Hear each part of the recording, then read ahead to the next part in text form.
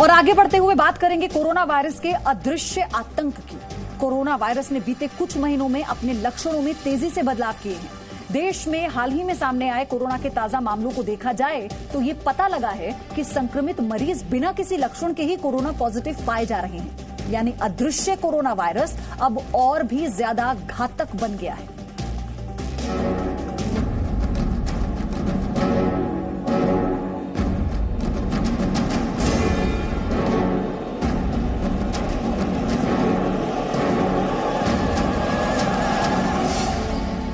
देश में corona virus का संकट गहरा रहा है। केंद्र और राज्य सरकारें लॉकडाउन और दूसरी जरूरी फैसलों के साथ संक्रमण के अदृश्य खतरे को रोकने की पुरजोर कोशिश कर रहे हैं, लेकिन संक्रमण की चेन ऐसी है जो पूरी तरह टूट नहीं पा रही है।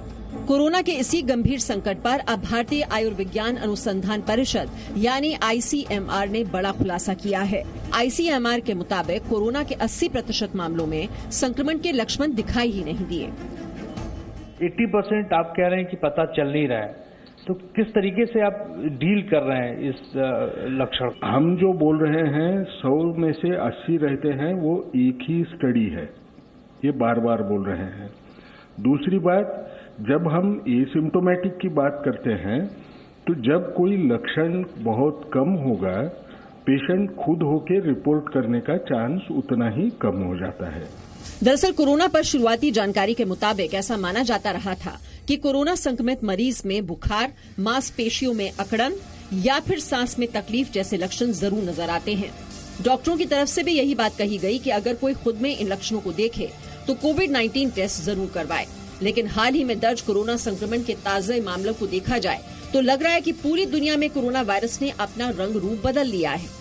डराने वाली बात यह है कि सैकड़ों नए मरीज बिना किसी लक्षण ही कोरोना संक्रमित पाए गए हैं। ये एक बहुत पॉजिटिव और नेगेटिव चीज है, दोनों है। पॉजिटिव ये है कि इससे ये निकल के आ रहा है कि शायद इंडिया में सेविरिटी कम है इस बीमारी की, और ये एक्चुअली हम देख भी रहे हैं। जो जितने नंबर्स हैं जो टेस्ट पॉजिटिव आ रहे हैं, हॉस्पिटल्स में उतने क्रिटिकली इल पेशेंट्स अभी नहीं है।